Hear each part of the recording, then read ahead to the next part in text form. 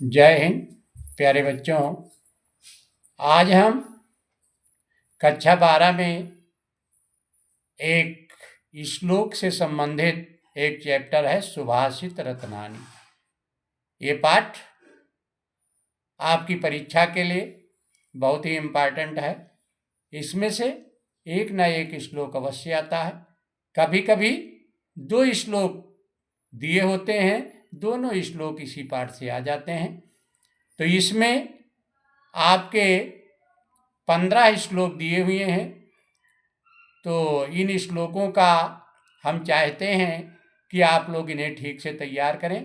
तो इसके बारे में हम आज चर्चा करेंगे, बातचीत करेंगे आप लोगों से। तो आप इसे तैयार करें।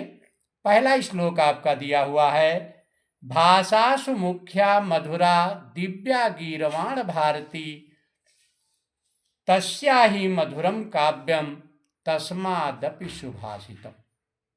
संस्कृत में जो सूक्तियां दी होती हैं उसके महत्व को बताते हुए इस श्लोक में बताया गया है कि भाषासु मुख्या मधुरा दिव्या गीर्वाण भारती। गीर्वाण भारती कहते हैं संस्कृत भाषा को।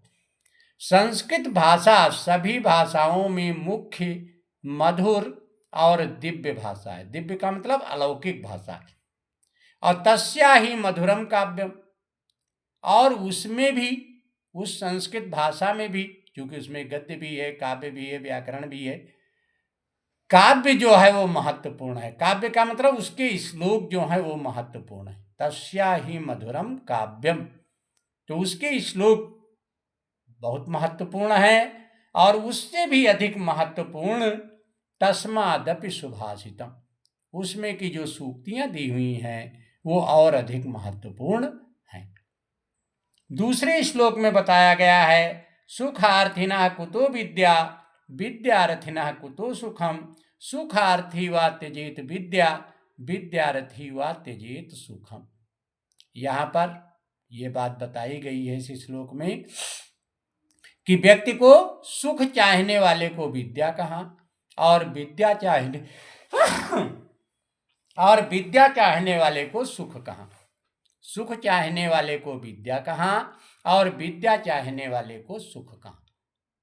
अर्थात सुख चाहने वाले को विद्या का त्याग कर देना चाहिए और विद्यार्थी को सुख का त्याग कर देना चाहिए।